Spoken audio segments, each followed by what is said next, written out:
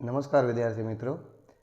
Organisational behaviour chapter number 1 ए जे अगाऊ एक video मैं तमने मोकल्यो छे एमां मेन पॉइंट्स डिस्कस कर्या छे।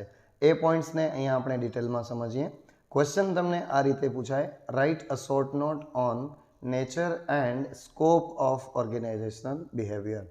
तो सौथी पहला आपणे नेचर समझीए, नेचर ऑफ ऑर्गेनाइजेशनल बिहेवियर। सौथी पहला introduction. Organizational behavior is the study and application of knowledge about how people act with organizations. Organizational behavior છે એક એવા પ્રકારનો અભિગમ છે, પ્રેક્ટિકલ અભિગમ છે કે જેનાથી આપણને જ્ઞાન મળે છે કે લોકો સંસ્થાની અંદર કઈ રીતે કામ કરતા હોય છે। એની જો જાણકારી મેળવવી હોય તો આપણને ઓર્ગેનાઇઝેશનલ બિહેવિયર સમજવું જરૂરી છે। The nature it has acquired is identified as follow। હવે જે ऑर्गेनाइजेशनल बिहेवियरનું સ્વરૂપ કેવું છે એ આ પ્રમાણે આપેલું છે। તો હવે એના મેઇન પોઈન્ટ્સને આપણે સમજીએ। તો પોઈન્ટ નંબર 1 છે a separate field of study and not a discipline only. OB છે એક સેપરેટ ફિલ્ડ છે, એક અલગ જ કાર્યક્ષેત્ર છે અભ્યાસ માટેનું, એ માત્ર એક કોઈ શૈક્ષણિક શાખા નથી। જોઈએ એના main points. A discipline is an accepted science based on a theoretical foundation. એ કોઈ પણ શૈક્ષણિક શાખા છે એ કેવી રીતના એ સ્વીકારવામાં આવે છે, એક સ્વીકૃત વિજ્ઞાન છે કે જે થિયરીના આધાર પર અથવા તો થિયરીના પાયા પર હોય છે।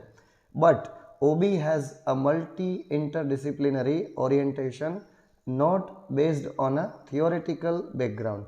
પરંતુ ઓર્ગેનાઇઝેશનલ બિહેવિયર છે એ મલ્ટી ઇન્ટરડિસિપ્લિનરી ઓરિએન્ટેશન છે, એટલે કે એનામાં વિવિધ શૈક્ષણિક શાખાઓનો સમાવેશ થાય છે અને એ કેવું હોય છે, ઓરિએન્ટેશન એટલે કે એ એક અભિગમ આધારિત છે, not based on theoretical background, એટલે કે માત્ર એમાં થિયોરી આપવામાં નથી આવતી, માત્ર ખાલી વિચારો નથી આપેલા હોતા, પણ એમાં પ્રેક્ટિકલ એટલે કે વ્યવહારુ અભિગમ પણ હોય છે। ત્યાર પછીનો પોઈન્ટ છે therefore it is better to call OB a separate field of study rather than a discipline only. એટલા માટે જ એવું કહેવામાં આવે છે કે ઓબી છે એ એક અલગ જ કાર્યક્ષેત્ર છે, એ માત્ર કોઈ શૈક્ષણિક શાખા નથી। Second point, an interdisciplinary approach. OB છે એ એક ઇન્ટરડિસિપ્લિનરી એપ્રોચ છે, એટલે કે આંતરશાખાકીય અભિગમ છે। OB is essentially an interdisciplinary approach to study human behaviour at work. કાર્યક્ષેત્રની અંદર કોઈ પણ વ્યક્તિનો માનવીય વર્તન તપાસ કરવા માટે અથવા તો માનવીય વર્તનનો અભ્યાસ કરવા માટે આપણને ઓબીની ખાસ જરૂર પડે છે। નેક્સ્ટ પોઈન્ટ છે it tries to integrate the relevant knowledge. OB છે ને એ એવો પ્રયત્ન કરે છે કે જે એના સંબંધિત જે જ્ઞાન છે, વર્તન સંબંધિત જે જ્ઞાન છે એને એકઠું કરવામાં અથવા તો એને એક સાથે કરવામાં મદદરૂપ થાય છે અથવા તો પ્રયત્ન કરે છે। અને કેવી રીતે? ડ્રાઉન ફ્રોમ રિલેટેડ ડિસિપ્લિન્સ, એટલે કે એવી જે જુદી જુદી શાખાઓ છે એ શાખાઓમાંથી એ જ્ઞાન મેળવવી અને એકઠું કરે છે for studying and analysing OB, એટલે કે ઓબીનો અભ્યાસ કરવો અને ઓબીનું જે વિશ્લેષણ કરવાનું છે એના માટે એ આપણને મદદરૂપ થાય છે। ત્યાર પછીનો થર્ડ પોઈન્ટ છે એન એપ્લાઇડ સાયન્સ। ઓબી છે એક વ્યવહારુ વિજ્ઞાન છે। The nature of OB is applied, એટલે કે ઓર્ગેનાઇઝેશનલ બિહેવિયર છે એનું સ્વરૂપ છે ને એ કેવું છે? વ્યવહારિક છે। To solve the organisational problems, organisational problems જે છે, સંસ્થાના જે પ્રશ્નો છે અથવા તો એની સમસ્યા છે એને સોલ્વ કરે છે। રિલેટેડ ટુ હ્યુમન બિહેવિયર, એટલે કે હ્યુમન બિહેવિયરને લગતી જે પણ સમસ્યાઓ છે એ ઓબીથી સોલ્વ થઈ શકે। The pure science concentrates fundamental researches. હવે જે પ્યોર સાયન્સ છે, જે આપણે જેને વિજ્ઞાન કહીએ છીએ, એ ધ્યાન આપે છે જે ફંડામેન્ટલ એટલે કે પાયાના જે સંશોધનો છે એના પર ધ્યાન આપે છે। જ્યારે એન્ડ ઓબી કોન્સન્ટ્રેટ્સ ઓન એપ્લાઇડ રિસર્ચિસ, જ્યારે ઓબી છે એ શેના પર ધ્યાન આપે છે? જે વ્યવહારિક સંશોધનો છે એના પર ધ્યાન આપે છે।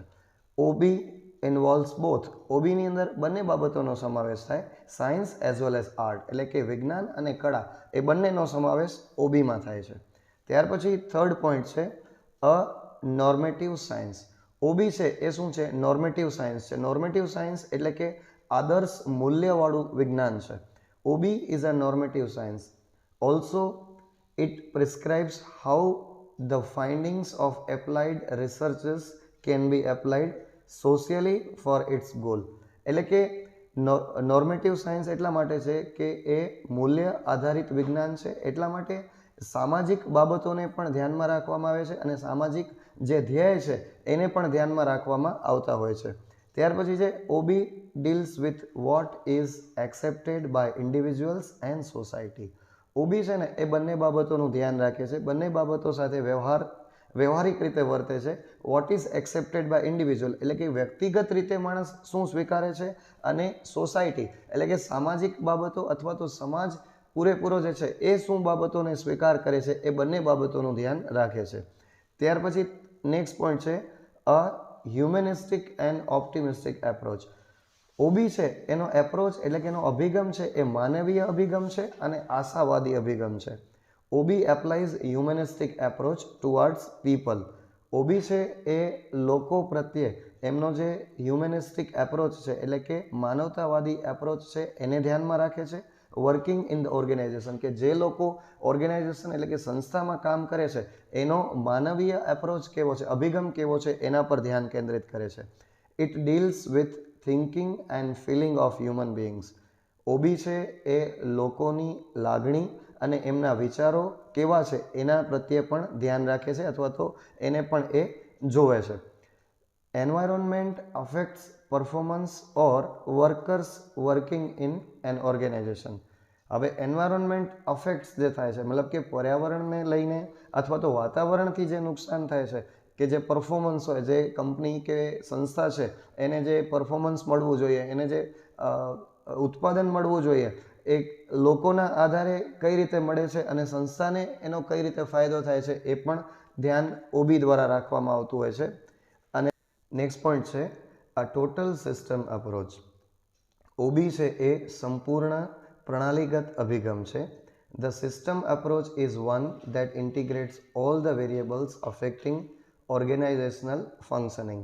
સિસ્ટમ અપ્રોચ છે, પ્રણાલીગત અભિગમ એ છે કે જે સંસ્થાના એવા જે પરિબળો છે કે જે પરિવર્તનશીલ છે એવા પરિવર્તનશીલ પરિબળોને એકસાથે જોડે છે અને એના પર કાર્ય કરે છે. Man's socio psychological framework makes man a complex one and the system approach tries to study it. Man's socio psychological framework, માણસનો જે સોશિયો એટલે સામાજિક અને મનોવૈજ્ઞાનિક જે ફ્રેમવર્ક છે એ માણસને શું કરે છે, કોમ્પ્લેક્સ બનાવે છે એટલે કે એને જટિલ બનાવે છે.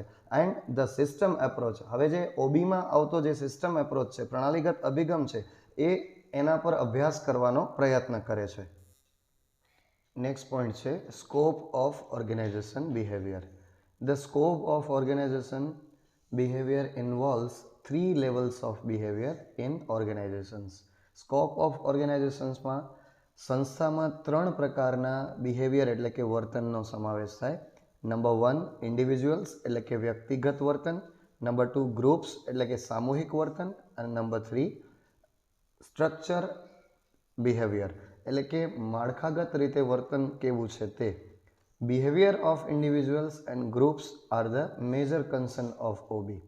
Behaviour of individual and groups એટલે કે વ્યક્તિગત વર્તન અને સામૂહિક વર્તન છે એ ઓબીના મુખ્ય 2 સંબંધિત બાબતો છે.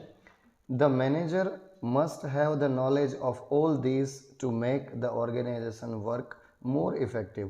હવે જે પણ મેનેજર્સ હોય છે, કંપનીનો કોઈ પણ મેનેજર છે એને આ બાબતોનું ખાસ ધ્યાન રાખવું જોઈએ અથવા તો આ બાબતની એના પાસે જાણકારી હોવી જ જોઈએ, જેથી કરી અને એ સંસ્થાના જે કાર્યો છે એને વધુને વધુ ઇફેક્ટિવ એટલે કે અસરકારક બનાવી શકે. ત્યાર પછી હવે સમજવાનું છે ઇન્ડિવિજ્યુઅલ બિહેવિયર, વ્યક્તિગત વર્તન કેવું છે. It includes personality, perception, values, એટીટ્યુડ્સ, learning and motivation etcetera. Individual behaviour એટલે કે વ્યક્તિગત બિહેવિયરમાં વ્યક્તિત્વનો સમાવેશ થાય, પરસેપ્શન એટલે ખ્યાલ, વેલ્યુઝ એટલે મૂલ્યો, એટીટ્યુડ્સ એટલે વલણ, લર્નિંગ એટલે કે શીખવાની બાબતો, એન્ડ મોટિવેશન એટલે કે આપણે જે પ્રેરણા મળતી હોય તે. આ બધી બાબતો છે એ વ્યક્તિગત વર્તનમાં સમાવેશ થાય છે. ત્યાર પછી સમજીએ ગ્રુપ બિહેવિયર એટલે કે સામૂહિક વર્તન કેવું છે, સંસ્થામાં કામ કરતા કર્મચારીઓનું સામૂહિક વર્તન કેવું છે. It includes work groups and groups dynamics of conflict, communication, leadership and moral etcetera. Work groups and group dynamics એટલે કે સંસ્થામાં કામ કરતા કર્મચારીઓ છે એ ગ્રુપમાં જ્યારે આખો સમૂહ કામ કરતો હોય છે ત્યારે બધાનું વર્તન કેવું છે એ જાણકારી મેળવવી હોય તો આપણે ઓબીની મદદથી મળી શકે. ડાયનેમિક્સ ઓફ કોન્ફ્લિક્ટ્સ એટલે કે ગતિશીલતા જે કાર્ય થતા હોય છે એમાં કયા કયા સંઘર્ષો આવતા હોય એ બાબતોની જાણકારી પણ આપણને ગ્રુપ બિહેવિયર પરથી મળે. અને કમ્યુનિકેશન સંસ્થાની અંદર કામ કરતા કર્મચારીઓ છે એ એકબીજાના કમ્યુનિકેશન કેવા છે, એકબીજાની જે વાતચીત થાય છે એ કેવી થાય છે, એ સંસ્થાને ક્યાંક નુકસાનકારક છે કે કેમ, તો એ માહિતી આપણને ઓબી તરફથી મળે. એન્ડ લીડરશિપ સંસ્થામાં કામ કરતા કર્મચારીઓ છે એની લીડરશિપ, એમનું નેતૃત્વ કેવું છે એ બાબતની જાણકારી પણ આપણને એમના ગ્રુપ બિહેવિયર પરથી મળે. એન્ડ મોરલ, લાસ્ટમાં મોરલ એટલે કે જુસ્સો, સંસ્થામાં કામ કરતા લોકોનો સંસ્થા પ્રત્યે કામ કરવાનો જુસ્સો કેવો છે એ પણ આપણને એમના ગ્રુપ બિહેવિયર પરથી મળી શકે. And last point is structure behaviour. Structure behaviour એટલે કે માળખાકીય વર્તન કઈ રીતનું છે. It includes organisational climate. એમાં ઓર્ગેનાઇઝેશનલ ક્લાઇમેટ એટલે કે સંસ્થાનું વાતાવરણ કેવું છે એ પણ આપણને સ્ટ્રક્ચર બિહેવિયર પરથી ખબર પડે. એન્ડ ચેન્જ એટલે કે સમય સાથે પરિવર્તન થાય છે અને સંસ્થાનું પૂરેપૂરું વાતાવરણ કેવું છે એ બાબત પણ આપણને સ્ટ્રક્ચર બિહેવિયર પરથી મળે. ઓર્ગેનાઇઝેશનલ ઇફેક્ટિવનેસ, સંસ્થાની અસરકારકતા કેવી છે એ આપણને સ્ટ્રક્ચર બિહેવિયર પરથી ખ્યાલ આવે. એન્ડ ઓર્ગેનાઇઝેશનલ ડેવલપમેન્ટ, સંસ્થાકીય વિકાસ કેવો છે, સંસ્થાનો વિકાસ કઈ રીતે થઈ શકે છે એ માહિતી પણ આપણને સ્ટ્રક્ચર બિહેવિયર પરથી મળે. તો વિદ્યાર્થી મિત્રો, આપણે અહીં 2 ટોપિક બરોબર સમજ્યા છીએ. આ ક્વેશ્ચન તમને લોંગ ક્વેશ્ચન તરીકે આવે તો તમારે પૂરેપૂરા આટલા પોઈન્ટ્સ લખવાના થાય અને સારામાં સારી રીતે તમે એને એક્સપ્લેન કરી દો એટલે તમને સારામાં સારા માર્ક્સ મળી શકે. ધન્યવાદ.